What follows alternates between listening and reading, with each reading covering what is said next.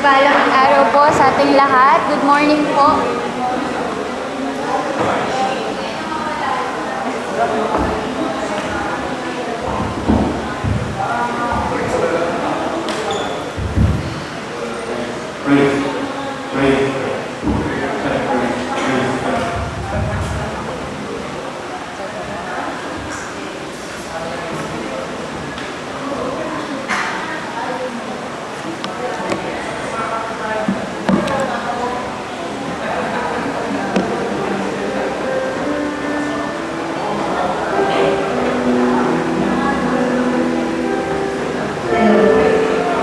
Ayan, pinagpalang araw po sa ating lahat. Good morning po. So, bago po ang lahat, bago po tayo magsimula, simulan po natin sa isang daiging panalangin. Panginoon, maraming salamat po sa araw na ito. Panginoon, ang binigyan mo kami ng lakas at tinulungan mo kami, Panginoon, na mag-prepare para sa araw na ito, Panginoon. Salamat, Panginoon, dahil bare months na naman. Salamat po dahil kahit sobrang dami namin pinagdaanan sa mga nagdaang buwan, Panginoon, nandiyan ka pa rin at hindi mo kami pinababayaan, Panginoon. Panginoon, nawa sa araw na ito, ikaw ang manahan sa aming puso't isipan, Panginoon. Gabayan mo po ang bawat isa, Panginoon, at nawa ay lagi namin maalala na lahat ng ito ay ginagawa namin para sa iyo, Panginoon. Ito ay aming parating pinipulay sinasamba, Panginoon, at itinataas mo namin ang lahat sa iyo. We lift up everything to you, God. In Jesus' name. Ayan, good morning po ulit. So, sobrang thankful po ako today dahil halin po ako ngayon. Mag-isa na po ako. And sobrang grateful ko kay Lord. And grabe, medyo nawala na po yung kaba ko. And salamat po sa mga taong nandiyan po para supportahan ako at sa mga taong pinag-pray po ako. So, ayun po, bago po tayo magsimula, basahin ko po yung Awit 107 verse 1. Magpasalamat kayo sa Panginoon sapagkat siya ay mabuti. Ang kanyang tapat na pag-ibig ay walang hanggan. Ngayon po ay bare months na.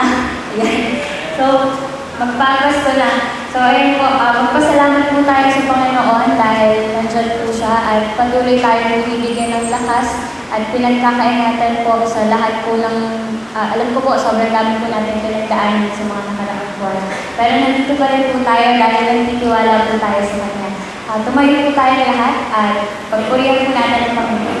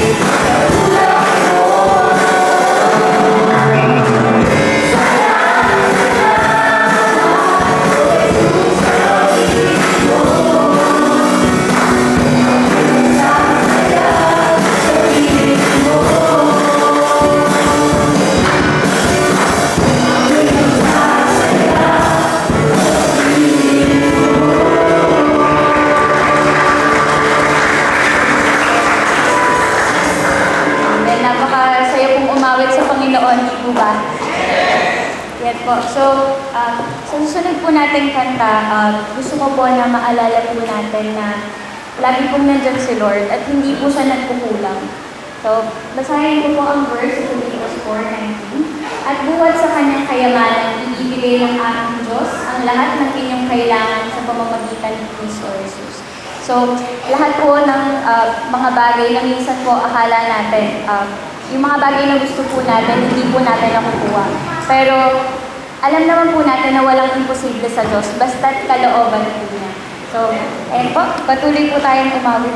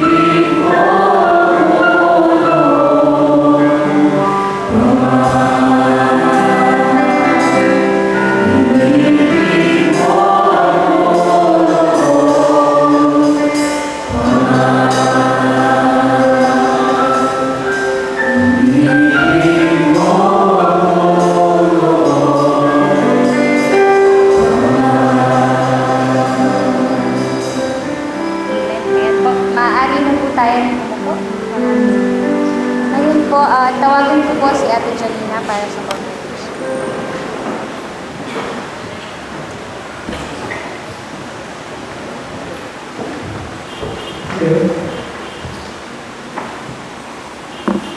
Magandang umaga po. Tunay ay pinagkulang ang Panginoon.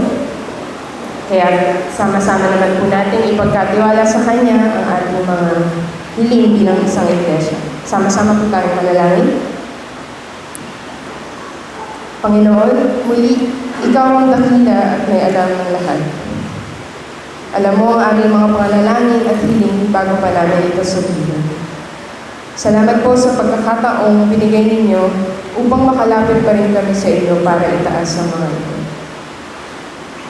Lumalapit po kami bilang isang iglesia na lubos ang pasasalamat sa araw-araw ng lugar.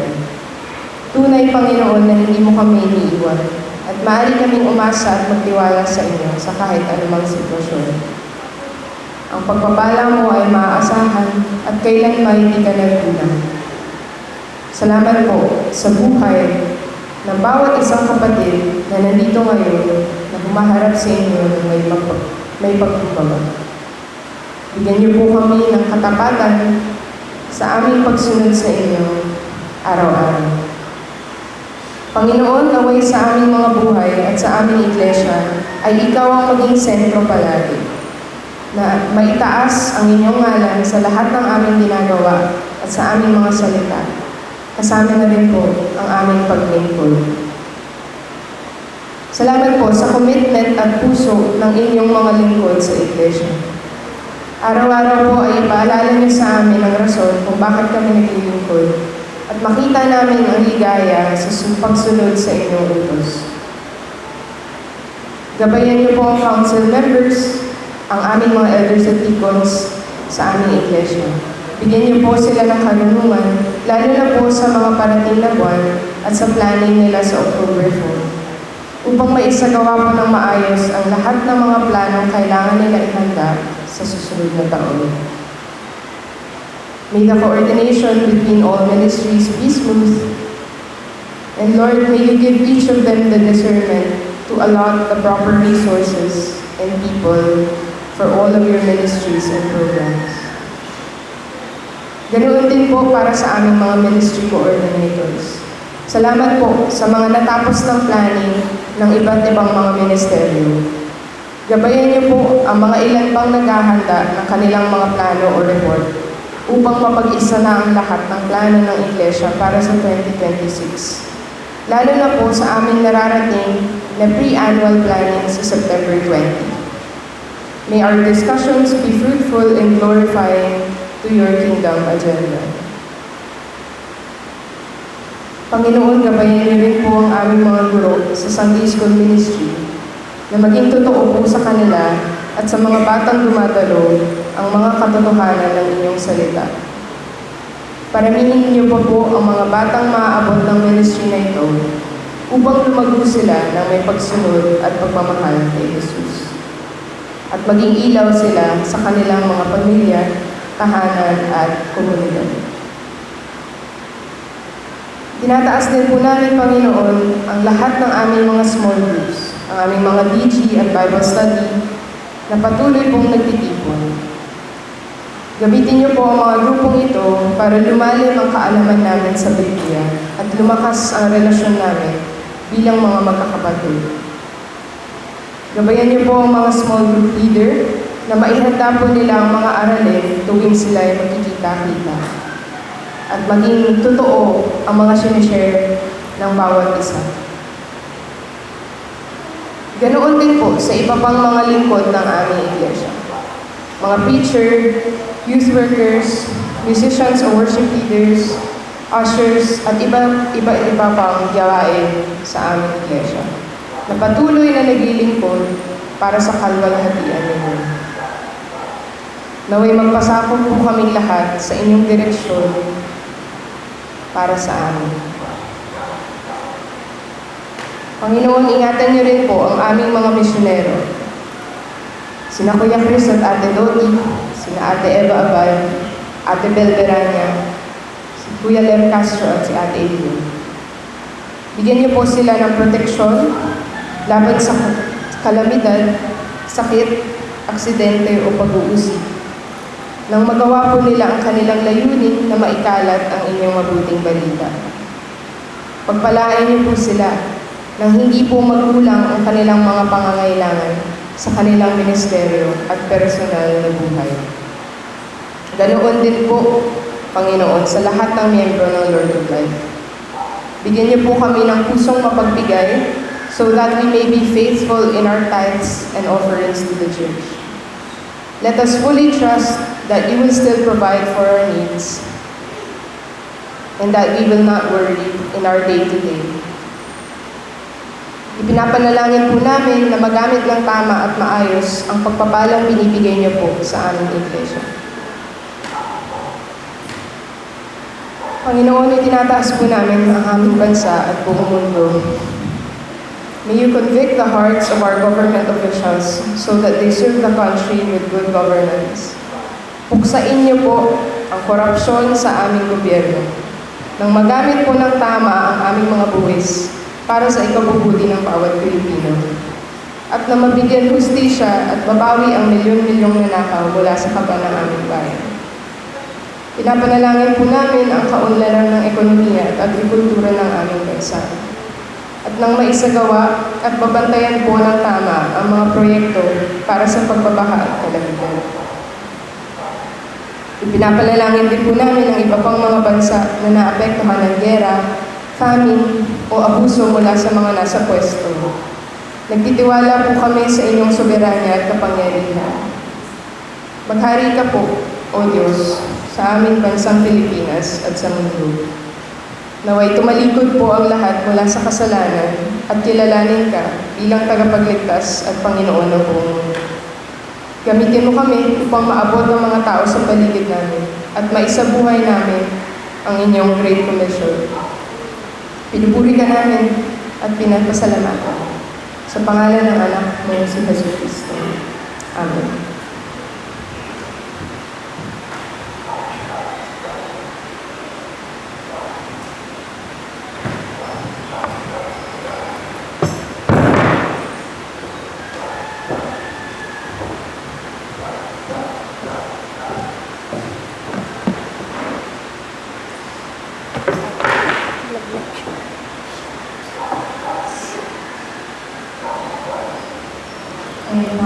Share ko lang po lately, sobrang dami pong nangyari sa mga nakaraang buwan ko. And alam ko rin po na lahat po tayo.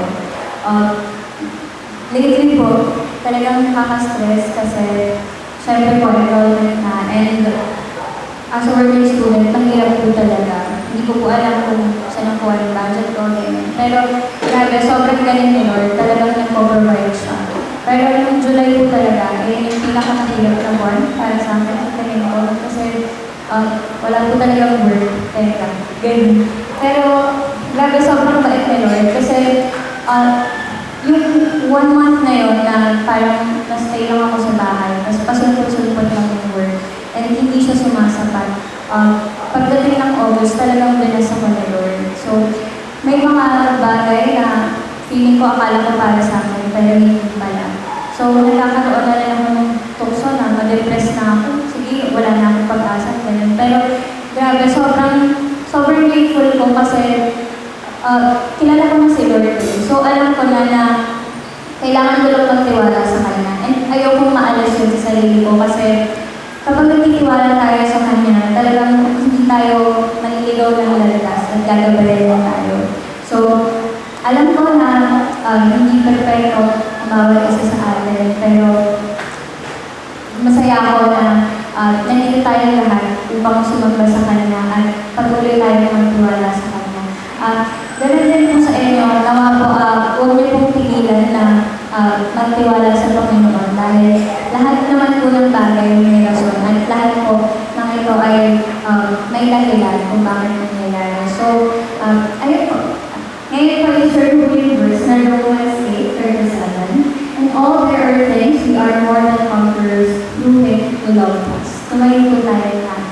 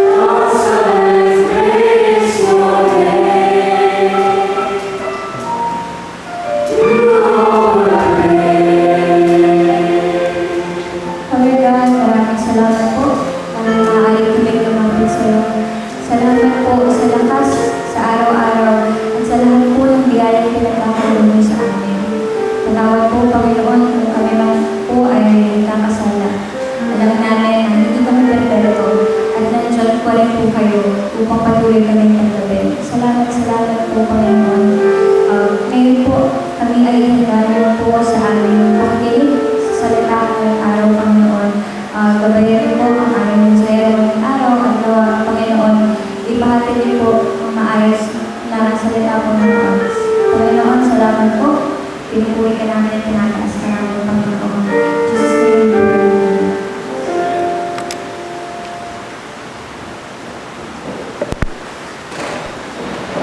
Ito po si Tito John para po sa amin.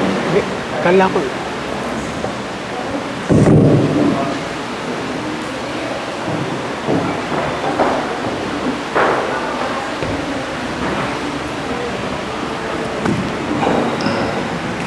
Magandang umaga po.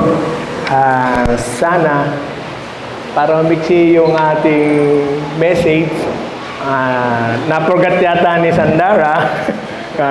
Pwede bang siya po ang babasa ng verse? Na-excite siya sa pag-upo. Sorry. Ay, sorry. Sorry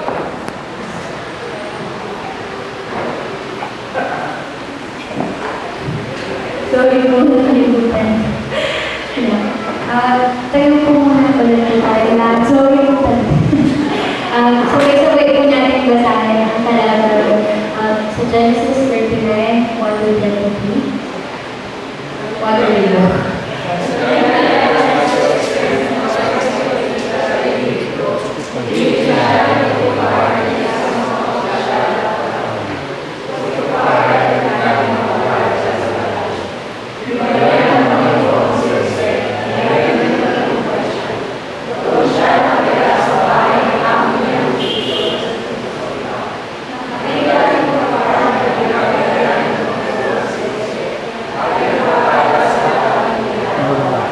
Kaya nanatag ang kalooban niya kasi ginawa niya ito.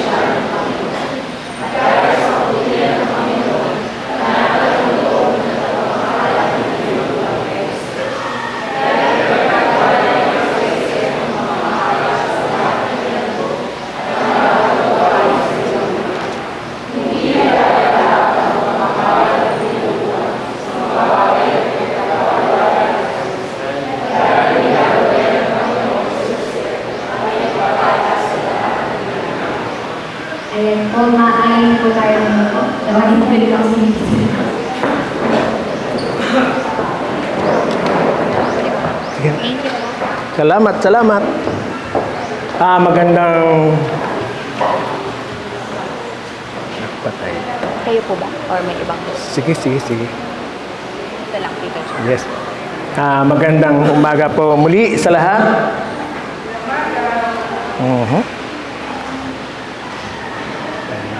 Okay po.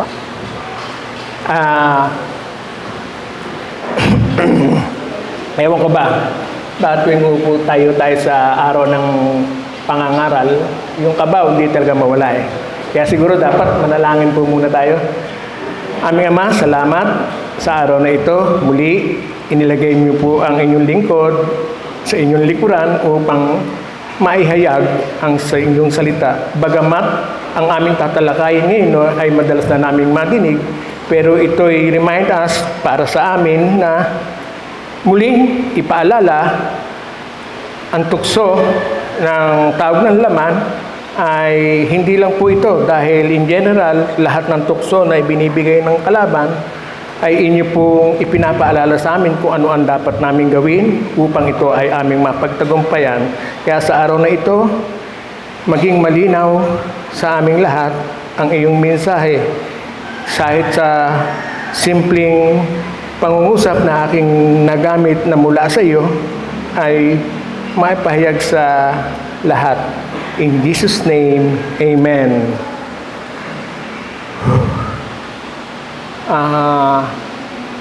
Bago po natin talakayin konting background sa buhay ni Jose, siya po ay panlabing isang anak ni Jacob kay Raquel na kanya bali pangalawang asawa niya nito, kaya kanyang labing isa ay kanyang kapatid sa ama. Makita natin sa kwento ang buhay ni Joseph sa aklat ng Genesis. Pagkatapos na itala ang kanyang pagluwal sa Genesis 30:23, siya ay kanyang inang si Raquel. Makikita natin si Joseph bilang 17 taong gulang na kapatid sa ama ng kanyang mga utol. At dahil mas mahal si Joseph ni Jacob, ipinagpagawa niya ito ng magandang damit na mahal. Dito nagsimula na siya ay kainggitan ng kanyang mga kapatid. Pinagplanuhan ng masama at lalong-lalo na naging hindi nila matanggap na ikwento pa niya yung panaginip na balang araw siya ay yuyukuran ng mga ito. Kaya may nabuo sa kanilang kaisipan na hindi maganda kay Joseph. Ibinenta na lang siya sa mga Ismailita. Ang ating pong talakay ngayon, Genesis 39:1-23. Mapagtagumpayan ang tukso. Mga katangian upang mapagtagumpayan ang tukso. Ang katangian ng tukso. Ang mga katangian ni Joseph na mapagtagumpayan ang tukso. Sa totoo lang mga kapatid, ako'y natukso lamang dahil sa aking asawa. Hindi po sa kanyang ganda, kundi sa kanyang karakter. Yes. Kaya, walang magagawa napugian ka rin sa akin. Nakita mo naman, sinabi ni Joseph na ni Miss Potiphar, matipuno at may pangatawan. Pero ito na po, sisimulan na po natin. Lord, aalis lang po ng kaba. Okay, simulan na po natin ng bodang 1 and 6. Si Joseph po ay ibinenta bilang alipin ng sa mga Ismailita na kinuha naman ni Potiphar, ang kapitan ng kawal ni Paraon. Nakita ni Potiphar si Joseph ay isang mabuting tao. Pinagkatiwalaan niya ito sa pamamahala ng kanyang bahay at ari-arian. Si Joseph po ay pinagpala ng Diyos at naging matagumpay sa kanyang ginagawa.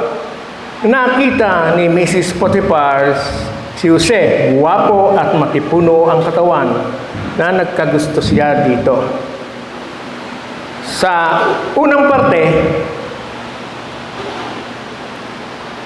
yan, ang katangian ng tukso kay Mrs. Potiphar.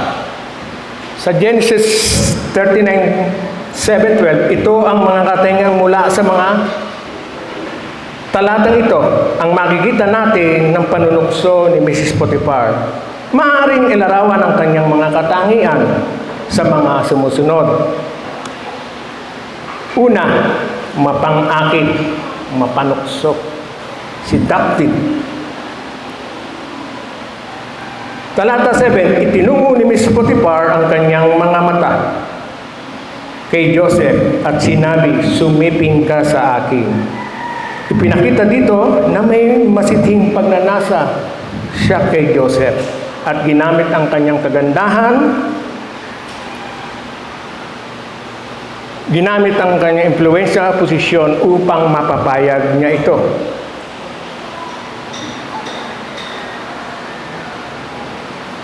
Madalas po pumapasok ang tukso sa pamamagitan ng bagay na kahali-halina sa mata at damdamin ng tao. Ito po yung mga dadaling ka sa salita na kung saan ka mahina, doon kanya kukunin. Like sa kabataan, mas hinahanap yung invite ng kaklase, ng barkada, na nakakalimutan na may obligasyon sa Panginoon. Lalong-lalo na sa araw ng Sabado, na hindi pinaghahandaan ang araw ng panambahan. Kaya huwag nating alisin na tayo ay may pananagutan sa Diyos na kaya nga niya tayo lagi pinagbibilinan, inilalayo sa mga tukso na hindi naman makakatulong sa inyo, lalong-lalo na sa pag-aaral, sa trabaho. Ikalawa po,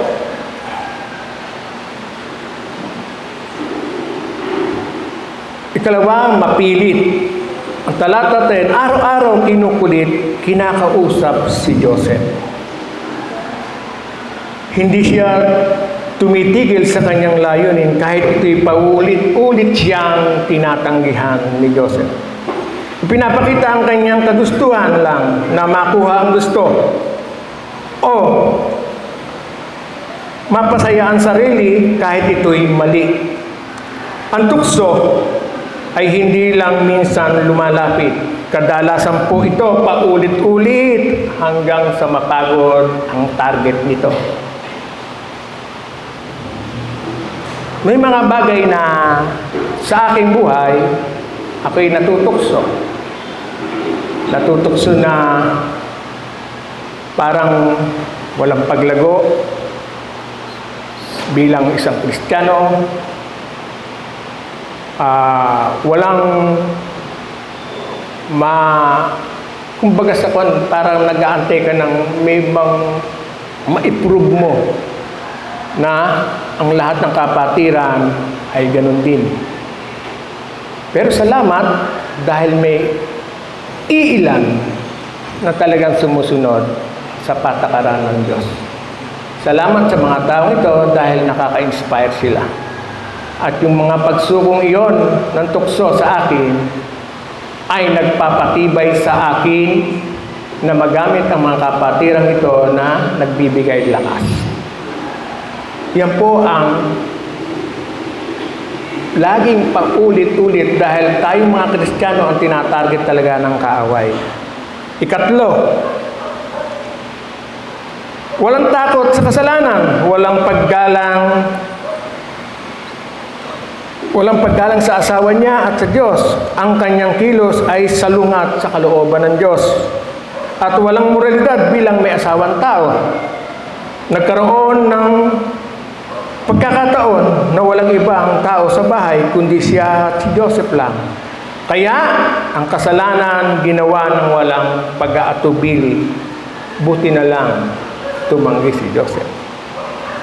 Ang tukso ay madalas umaatake kapag walang suporta o saksi. Ganun naman po talaga eh. Pag walang nakakita, gagawin natin. Pag may nakakita, behave ka. Kaya, hindi natin ito mapapasinungalingan. Talagang ito po. Ito ang ginamit ni Mrs. Potiphar. Ika-4, mapanira, vindictive. Sa talatang 13:20 nang tumanggi si Joseph, nagsinungaling siya at siniraan si Joseph at nauwi sa pagkakakulong nito. Ipinapakita ang kawalang sariling pagkakamali at paghihiganti sa taong tumanggi sa kanya. Para sa kanya, isang malaking insulto ito sa kanyang kagandahan at yaman.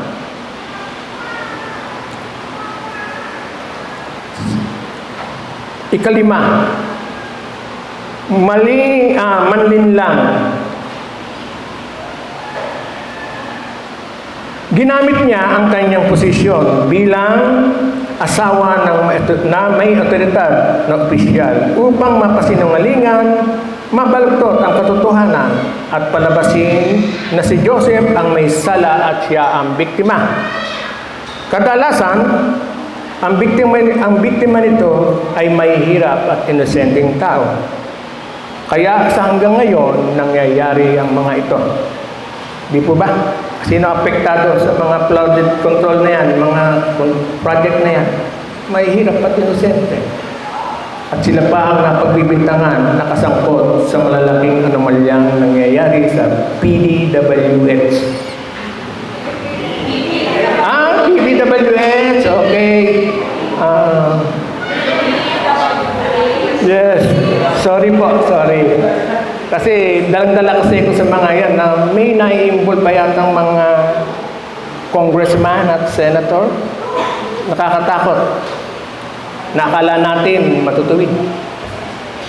Pero di bale, may paghihiganti ang Diyos. Yes? Pangalawang parte na po tayo.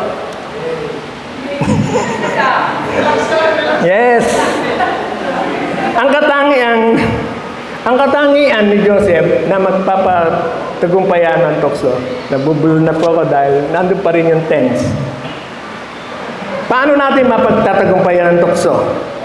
Tayo po ay humaharap lagi sa tukso. Alam niyo naman po yan, di ba? Araw-araw. Ang pagsubok araw-araw sa ating buhay. Sa isip, sa puso, damdamin at kilos gawa. Bagamat tayo'y Christian na kay Kristo, hindi pa rin tayo tinatantanan ng tukso ng pagsubok na mula kay taning na kaaway ng Diyos. At gustong-gusto niya na tayo ay maibalik sa dati nating pagkatao. Ganun po talaga. Kung sino yung malapit sa Diyos, siya niyang tinatarget. Kaya don't worry. Don't worry. Mapaglalampasan natin yan. Malalampasan natin yan. Totally, tayo talagang target ng kaaway. Leon nga kung tawagin na maali-aligid. Sino ang target? Tayo ang kanyang sasakmalin. Tayong naniniwala kay Kristo. Sa kabila ng matinding tukso ng pagsubok kay Joseph, the runner ay nalayo sa kanyang pamilya, isang dayuhan, walang kakampi, nagtagumpay sa tukso ng pagsubok. Ano po ang kanyang sikreto? Paano niya ito nagawa? Ano po ang gamit natin? Ano po ang maaari nating matutunan dito?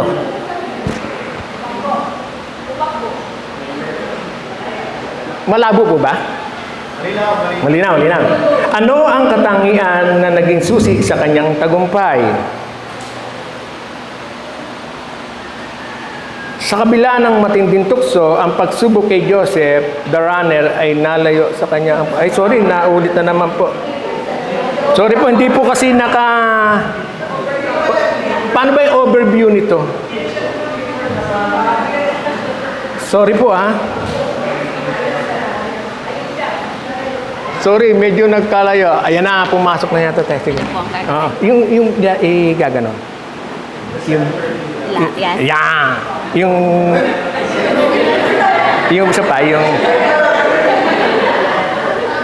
Yan po. ayan, ganyan. Okay.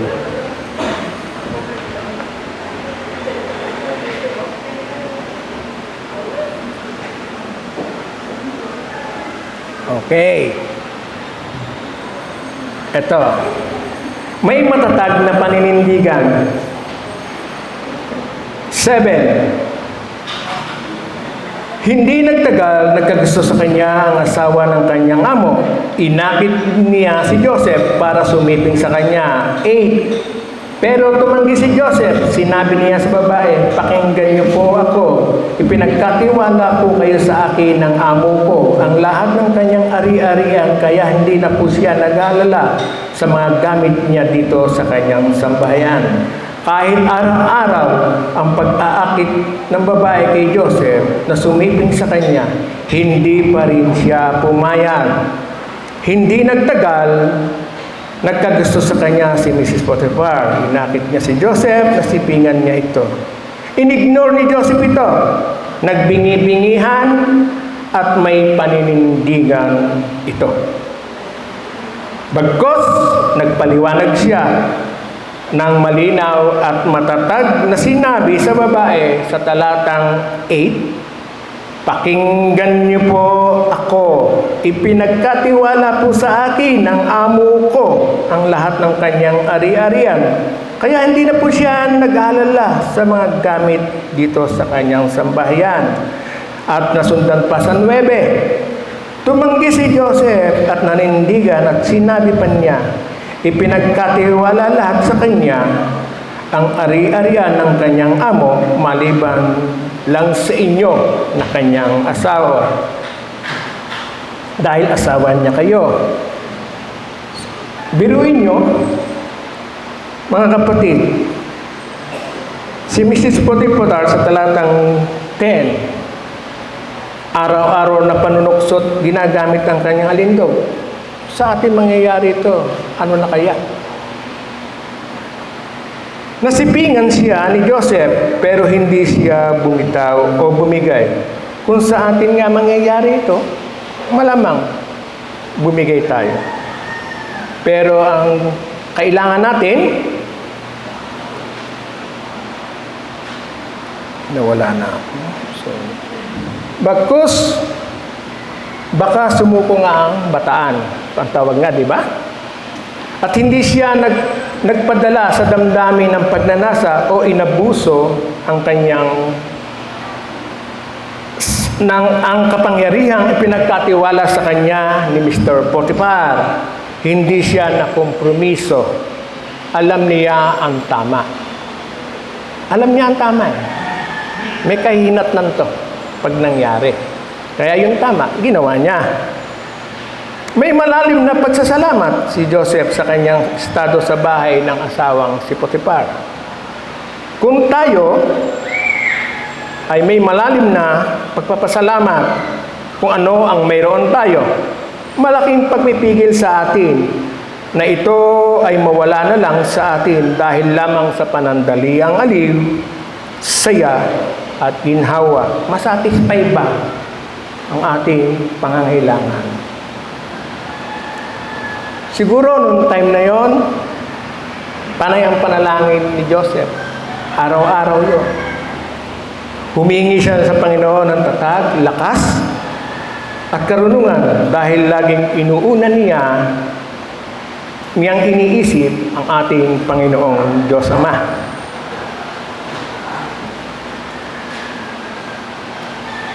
Dapat talaga may matibay tayong pinangahawakan. Katulad nito, Kinakailangan natin ng matibay na desisyon na hindi at no sa kasalanan na pangahawakan natin bago dumating ang tukso sa atin. Ay handa tayo palagi gaya po ni Joseph. Consistent po. Kung araw-araw itong dumarating, dapat lagi tayong handa. Ito po ang sinasabi sa Tesalonica 5:6-8. Kaya nga mga kapatid, kaya nga kailangan tayo manatiling gising. Laging handa, malinaw ang isip at di tulad ng iba. Pero dahil namumuhay na tayo sa liwanag, dapat ay may pagpipigil tayo sa sarili. Gawin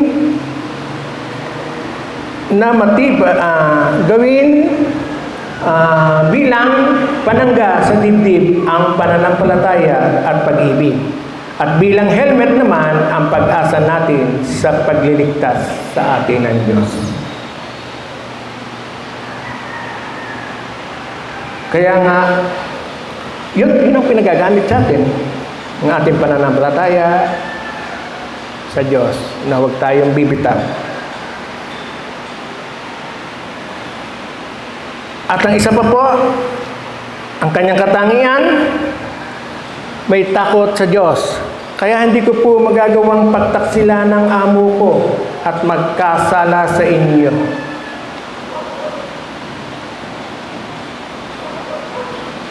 Ipinapakita dito yung respeto at paggalang sa tao at sa Diyos. Sa talatang ito po. Ang number 1 na panglaban sa tukso ay ang banal na takot sa Diyos. Ang pagtitiwalang ibinigay ni Potiphar ay hindi niya isinantabi, kundi pinag-ingatan. Kung tunay na malapit tayo sa Diyos, iiwas tayo sa paggawa sa mga bagay na magkakasala po tayo.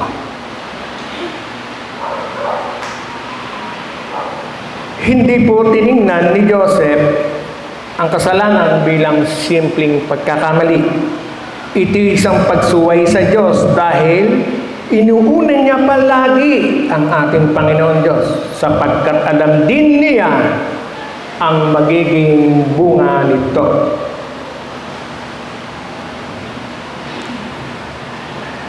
Kawikaan 5:4-5. Ngunit, pagkatapos ay pait at sakit ang iyong makakamit. Kung susunod ka sa Kanya, dadalhin ka niya sa kapahamakan, sapagkat nilalakaran niya ay patungo sa kamatayan.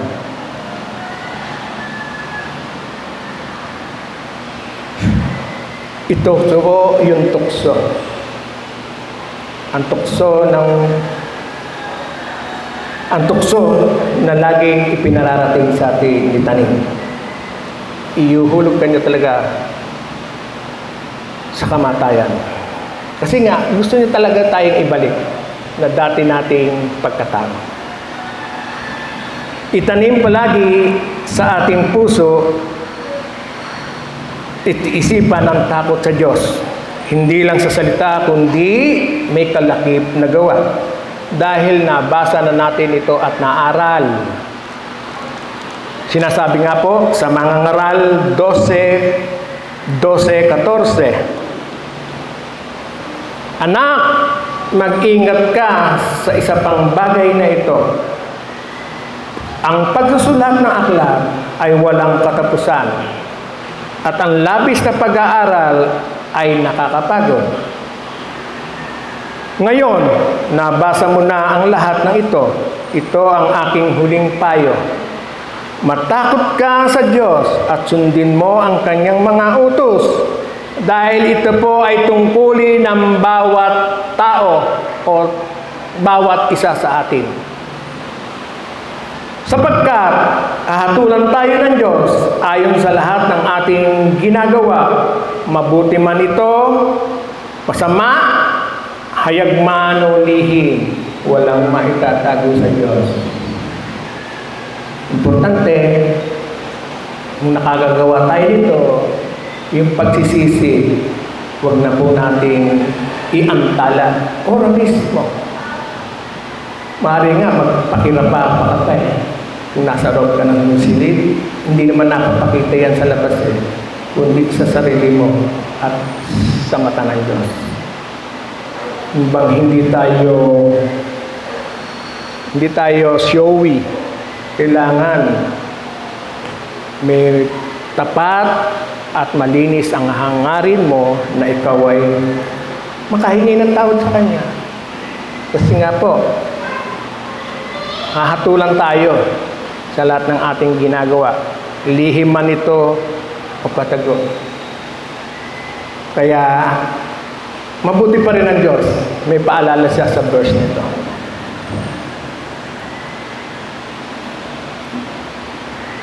Malapit na po tayo. May pag-iwas at tumatakas sa tukso. Kahit araw-araw ang pang-aakit ng babae kay Joseph na sumiping sa kanya, hindi pa rin siya pumayag. Hinawakan siya sa damit ng asawa ng amo niya at sinabi, "Muli na naman, sipingan mo ako." Pero tumakbong palabas ng bahay si Joseph at naiwan ang balabal niya na hawak ng babae. Tunay po na katalanyuhan ay ang umiwas palayo sa kasalanan, hindi ang subukin harapin ito ng sariling lakas. Kaya huwag tayong maging mangmang. Kaya dapat humingi tayo ng dunong sa Diyos, hindi sa ating sarili lamang. Kasi pag hiwalay tayo sa Diyos, hindi tayo magtatagumpay. Parang kanyan nakaraan nating pinangahawakan, yung vines, pag wala ka sa puno at bumitiw ka, wala. Kaya ito po rin yung gusto ng Diyos. Hindi siya nakipagtalo o nagtangkang manatili sa sitwasyon. At hindi siya nakipaglaro sa tukso, kundi tumakbo palayo. Hindi po palapit. Gaya po ni Samson. Alam niya ang lugar na yun ay, ano po bang lugar yun? Nineveh po ba yun? Yung pinuntahan niyang lugar, yung Sin City. Alam niyang maraming tukso po, pero pumunta pa rin siya.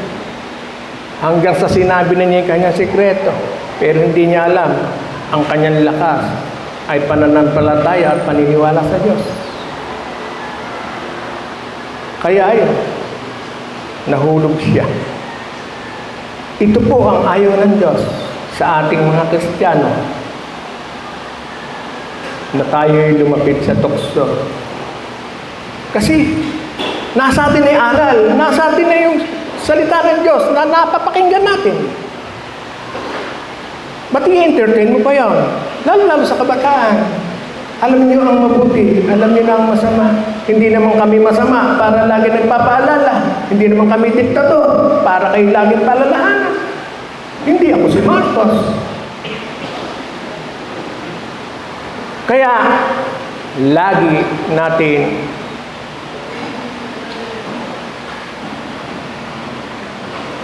natin takasan. Oo, alam natin mabuti na may kaibigan, pero kilalanin mo yung kaibigan.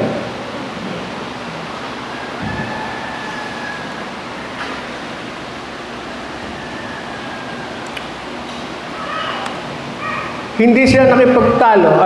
Tapos na po ito. Sa tukso, minsan, ang pinakamabuting gawin na may karunungan ay tumakbong palayo. Huwag maglaro sa tukso. Ang pagtakas sa magagawa nating kasalanan ay hindi kahinaan. Ito po ay karunungan mula sa Diyos. Sa pagkakataon naman na tayo ay naharap sa hindi makatarungang sitwasyon upang makaiwas sa pagkakasala sa isip, salita, gawa. Makakatulong kung may pagtanggap sa hindi makatarungang hatol na may pagtitiwala sa Diyos. 13:20. Ito po, sabut ko po siya dinala. Matapos akusahan ni Mrs. Potiphar si Joseph, ipinakita niya sa kanyang asawa ang damit na balabal na naiwan ni Joseph nang siya'y tumakas. Isinumbong niya ito kay Potiphar at sinabing pinagtangka siyang gahasain ni Joseph. Kung nang marinig nito ni Potiphar ang kwento ng kanyang may bahay, nagalit siya at ipiniit si Joseph sa bilangguan kung saan nakakulong ang mga bilanggo ng hari. Si Joseph, bagaman walang kasalanan, ay napagbintangan ng masama at pinakulong dahil sa kasinungalingan ni Mrs. Potiphar. Dahil sa naiwang balabal ni Joseph,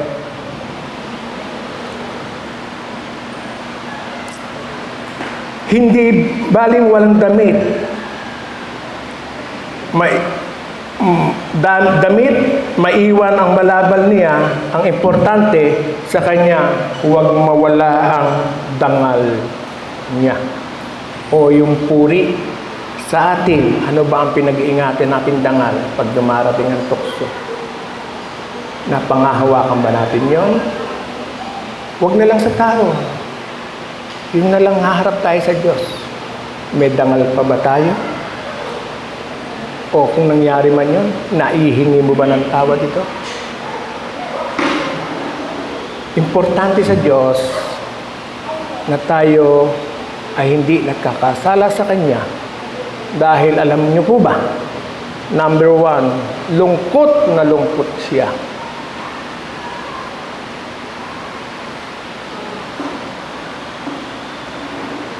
Kahit nasa oblo na, sorry po, talagang nalilito ako, dalawa pares na figures. Kahit nasa oblo na ng bilangguan si Joseph, inakasuhan, ipiniit kahit siya'y inosente.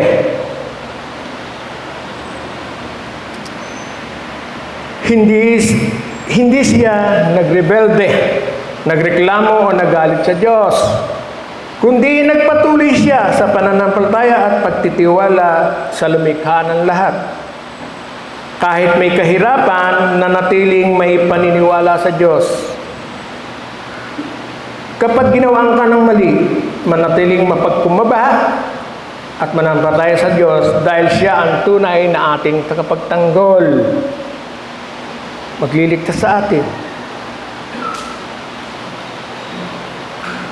Huwag tayong matakot na tayo kanyang pababayaan. Hindi po siya ang magtatanggol sa atin.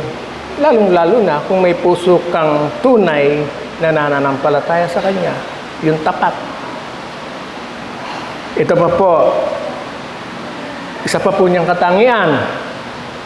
Naging matapat kahit siya'y nakabilanggo.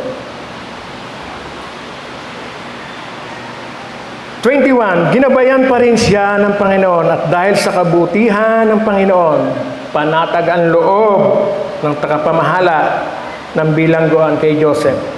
22, kaya pinagkatiwala niya kay Joseph ang pamamahala sa lahat ng bilanggo at ang lahat ng gawain sa bilangguan.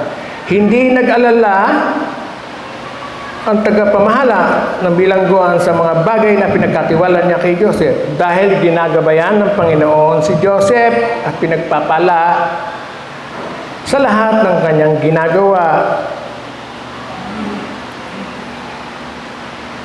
Matapos makulong si Joseph,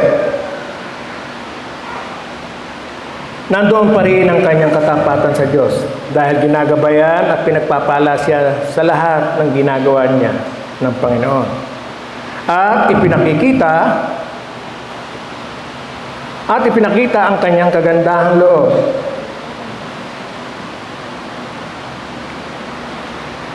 ang kagandahang loob ng Panginoon. Naging mabuti ang pagtingin ng pinuno ng bilangguan kay Joseph. Kaya pinagkatiwala pa rin sa kanya ang buong bilangguan kahit siya'y nakabilanggo. Si Joseph ang namahala sa lahat ng gawain sa loob ng piitan dahil kasama niya ang Panginoon at naging matagumpay ang lahat ng kanyang ginagawa.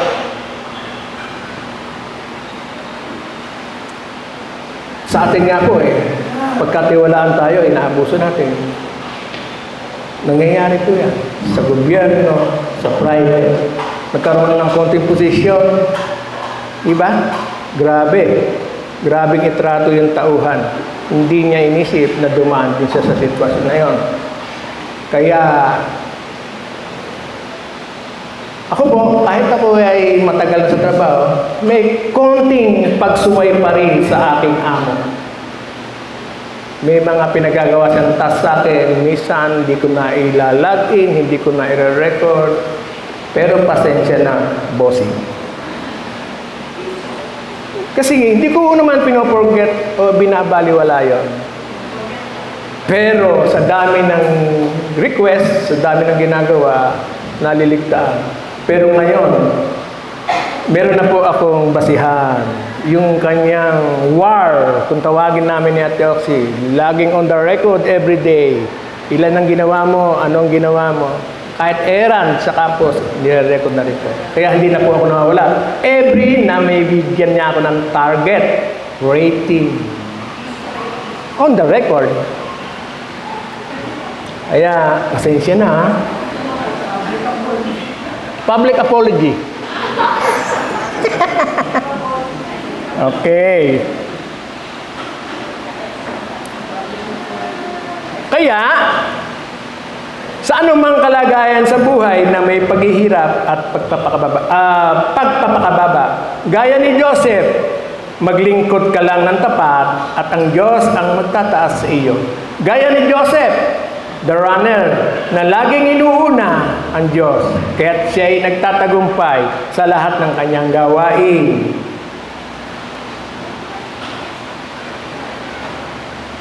Ito po, ayon po sa Mateo, may sinabi po rito.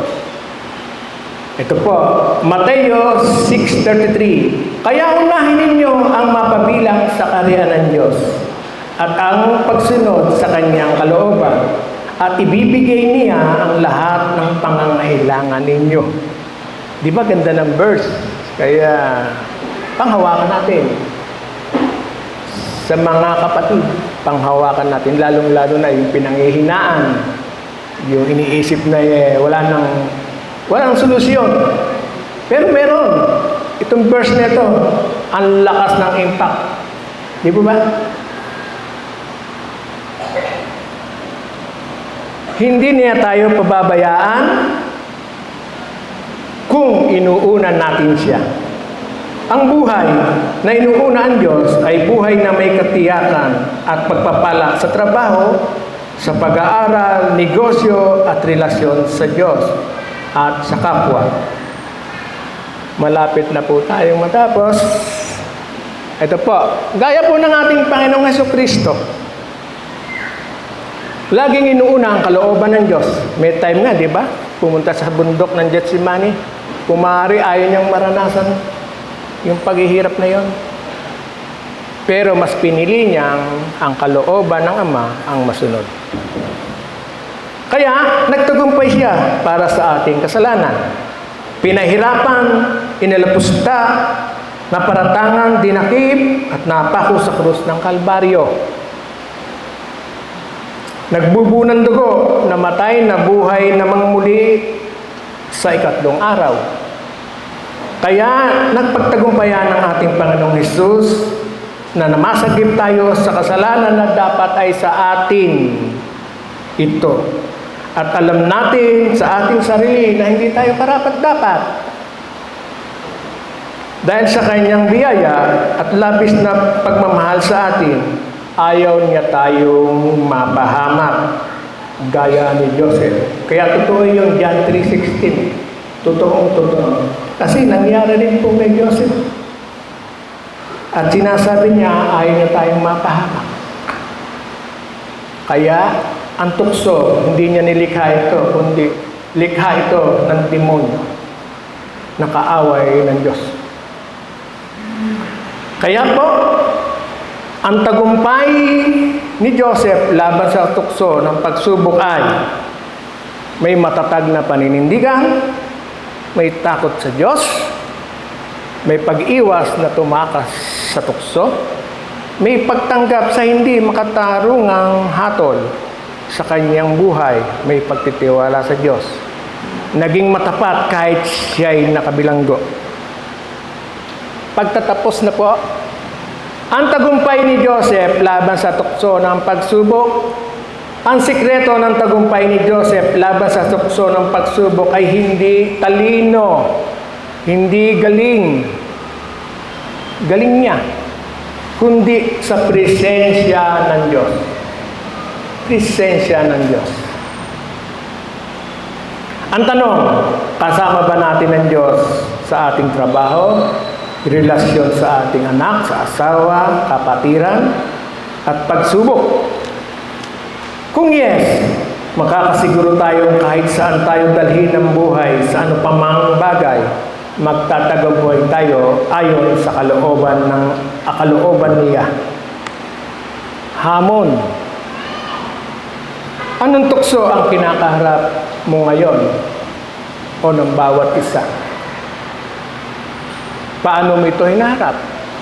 Paano mo ito napagtatagumpayan? Anong paninindigan ang kailangan natin gawin? Mong gawin ko, tayo. Mga kapatid, lagi nating unahin ang Diyos sa lahat ng ating mga ginagawa upang mapagtagumpayan natin ang mga pagsubok ng tukso sa pang-araw-araw ng ating buhay at mamuhay tayo gaya ng katangian ni Joseph at higit sa lahat, ang katangian ng ating Panginoong Hesukristo. Like Jesus po, like Christ. Manalangin po tayo. Aming Ama sa langit, kami po ay lumalapit na puno ng pasasalamat sa iyo. Salamat po sa paalala sa buhay ni Joseph na kahit sa gitna ng tukso at maling akusasyon, hindi ninyo siya iniwan. Salamat din dahil ipinakikita ninyo ang inyong presensya at sapat upang kami manatiling tapat at magtagumpay sa aming lakad. Panginoon, salamat sapagkat kahit sa panahon ng pagsubok, kayo ang nagbibigay ng kalakasan upang kami makaiwas sa kasalanan at maging tapat kami sa aming pananampalataya sa iyo. Salamat din sa katulad ni Joseph na may katiyakan kaming hindi ninyo kami pababayaan, kundi patuloy nyo kaming sasamahan at pagpapalain. Naway sa lahat ng aming sitwasyon sa tagumpay man o sa pagsubok, matutunan naming magtiwala sa iyo at manatiling tapat sa iyo palagi. Sa pangalan ng aming Panginoon, ng Ama, ng Espiritu Santo. Amen.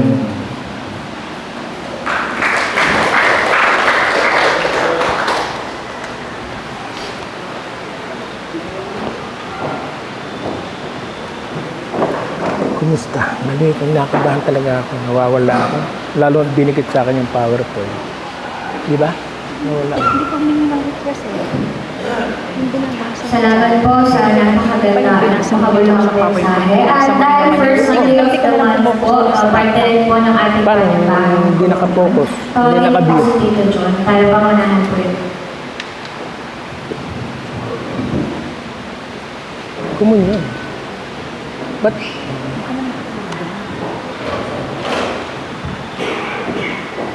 Doon ako nasira yung PowerPoint. Hindi ka kasi nagbigay sa anak mo na magganun-ganun. Thank you po so much. Ang ganda ng message. Oo. Kaya lang nalito ako makatabi. Pero okay lang, napakaganda ng message mo Kuya Jun. You're the best. Natural Kuya Jun. Yes, yes. Ibig din yan. Magandang umaga sa inyo lahat. Pagtutunan natin ngayong umaga ay mensahe pinarating ni Jude na sa paglaban sa tukso. At sa pag-iwas, dapat iwasan natin at lumayo po tayo dito. Kung kailangan po tayo tumakbo, tulad nung sinabi niya na Joseph the Runner, at hindi tayo pabayaan ng Diyos sa paglaban natin dito. Ngayon po ay dadako tayo ulit sa ating komunyon. Bago po tayo sumama sa napakagandang gawain po na ito, saliksinin muna natin ating sarili kung tayo ay nalalagay sa sitwasyon ng pagkakatukso. So, bibigyan po kayo ng ilang minuto at hingin po natin ang kapatawaran sa Panginoon bago tayo makipahagi sa gawain nito. Dahil ang banal na komunyon na itinalaga ng Diyos bilang daluyan ng kanyang biyaya. Manalangin po muna tayo. Hingin po tayo ang kapatawaran sa Diyos.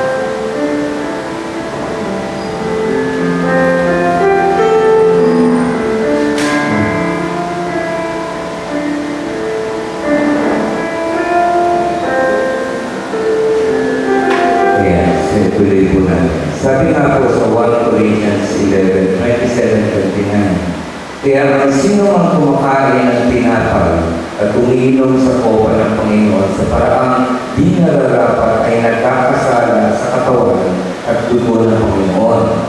Kaya dapat siyasatin ng tao ang kanyang sarili bago siya kumain ng tinapay at uminom ng kopa.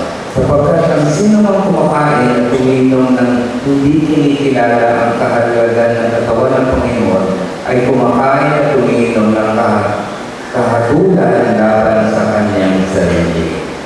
Manalangin po tayo. Panginoon namin tapat at makapangyarihan, kami po ay lumalapit at dinudulog namin ang panalangin ito sa inyo. Patawarin niyo kami sa aming mga kasalanan. Salamat sa pagdalas ng inyong banal na Espiritu sa amin upang gabayan kami araw-araw sa aming buhay. Salamat at nariyan kayo lagi bilang Diyos na tapat at patuloy na ginagabayan kami. Salamat Lord sa inyong pagmamahal at niligtas niyo kami sa kapahamakan. Lahat po ito ay pinataas namin sa inyong dakilang pangalan. Amen. Tulad po ng dati, nangyayang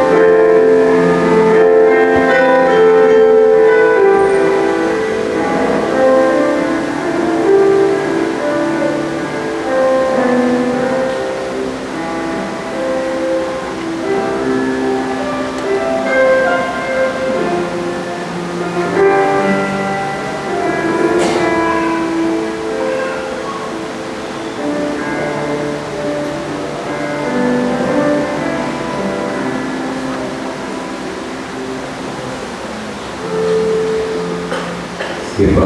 Sa Mateo 26:26-30. Habang sila'y kumakain, dumampot si Jesus ng tinapay at matapos magpasalamat sa Diyos, ay pinaghati-hati niya yun. Ibinigay sa mga alagad at sinabi, "Kunin niyo ito at kainin. Ito ang aking katawan. Kainin po na rin."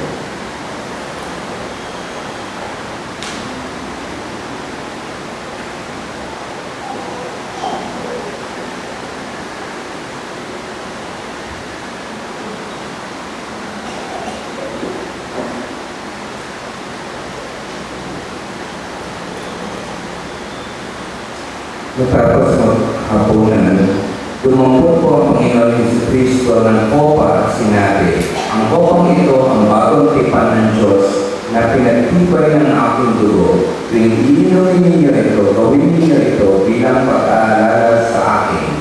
Ito ang aking dugong binubuhos para sa kapatawaran ng kasalanan ng marami." Alalahanin po natin ang simbolo ng bagong tipan na meron tayo sa pamamagitan ni Kristo. Inumin po natin.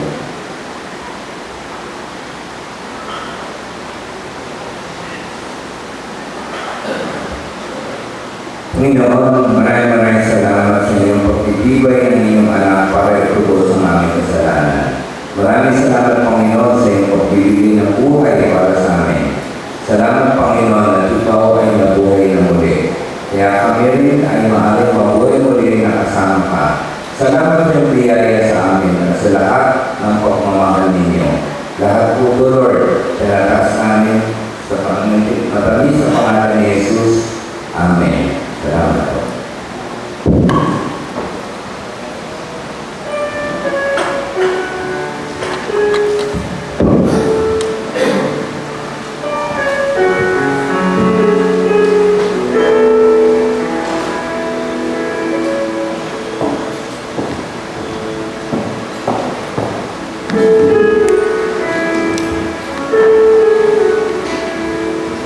Pagdating po ng ating panatahan at pagbabalik ng loob sa ating Panginoon, tawagin ko po si Miguel Sonel.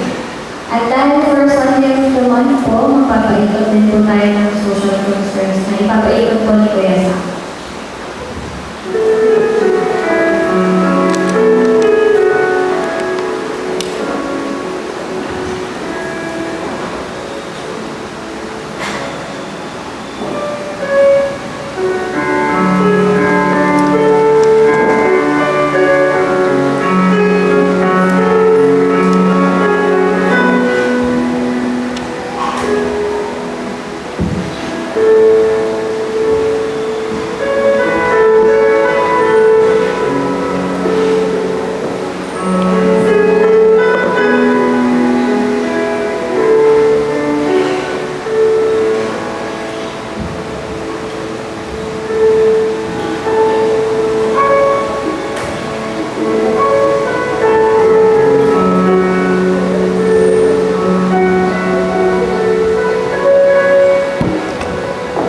Magsabay po tayo lahat at tawagin po natin ang Rose of Maaari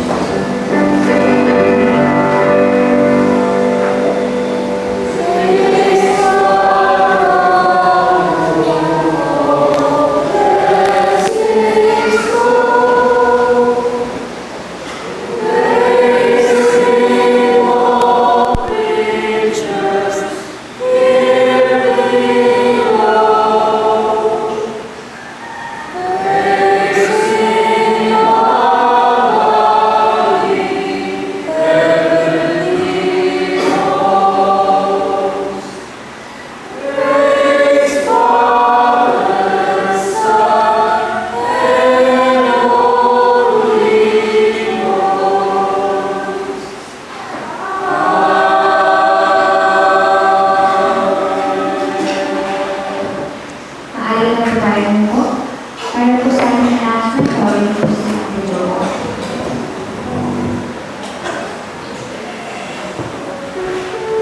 Ayan, magandang umaga po. Bilang first Sunday of the month po, ginagawa natin ang ating lunch fellowship. Pagkatapos po ng ating palangahan ay meron po tayong kainan, nakahain sa baba. kung saan pwede po natin itong pagsalusaluhan. Kung wala po tayong dala na potluck, okay lang po yun. Meron po nahanda ang ating leaders para po sa ating pwede pagsalusaluhan. Next week po, September 14 ay 9:30 pa rin ang ating worship service. Ang ating worship leader ay si Aki Habate. The preacher po natin ay si Pastor Dr. Sam. Sa Joshua 1:1-9, ang tao ginagawa ng Diyos. Ayan, patuloy po na every third Wednesday of the month natin ginagawa ang ating online prayer meeting via Zoom, 7 o'clock p.m. At every fourth Saturday of the month naman po ay 7 o'clock nagsisimula ang ating breakfast fellowship at 7:30 naman po ang ating day of prayers. Sana po ay makadala tayo sa mga gawain ito. At pagdating naman po ng September 20, Saturday, from 8 a.m. to 5 p.m. ay ang Council Planning with Ministry Coordinators. Nandito po gaganapin sa Dolia Apartment. Sana po ay nasubmit na ng lahat ng MCs ang kanilang mga reports para ito ay mapaghandaan ng ating leadership. Meron pong ilan ang celebrate na kanilang birthdays this week. September 12 ay birthday po ni Mika Habate at saka ni Tita Vivian Habate. Sige po, awitan po natin ng happy birthday si Mika saka si Tita Vivian. Happy birthday!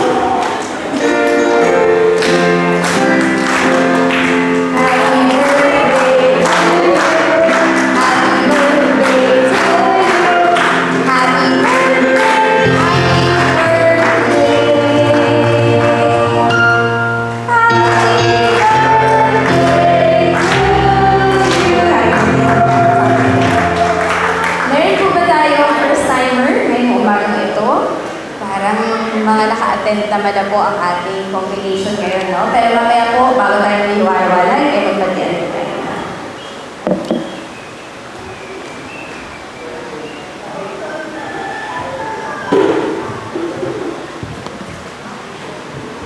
Tumayo po tayong lahat. Tanggapin natin ang basal sa Panginoon. Sa Judas 1:24-25. Sa Kanya na makapag-iingat sa inyo upang hindi kayo magkasala at makakaharap sa inyo ng walang kapintasan at may malaking kagalakan sa Kanyang kalwalhatian. Sa isang Diyos na ating tagapagligtas, sa pamamagitan ni Jesucristo na Panginoon natin, sa Kanya ang kalwalhatian, kadakilaan, kapamahalaan at kapangyarihan mula pa noong unang ngayon at magpakailanman. Amen. Manalangin po tayo sa kayo.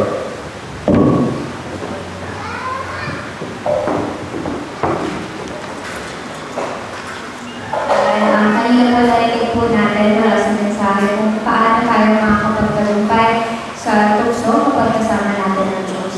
Hindi po dahil sa sarili nating lakas, kundi dahil po sa Kanya. Sabi lang po sa awit kanina, naging overcomers tayo dahil kay God. And because of Him, and now as we sing this song, all things are possible, let us declare our faith. Ipahayag po natin ang pananampalataya natin na wala pong imposible sa Panginoon. And sabi lang po,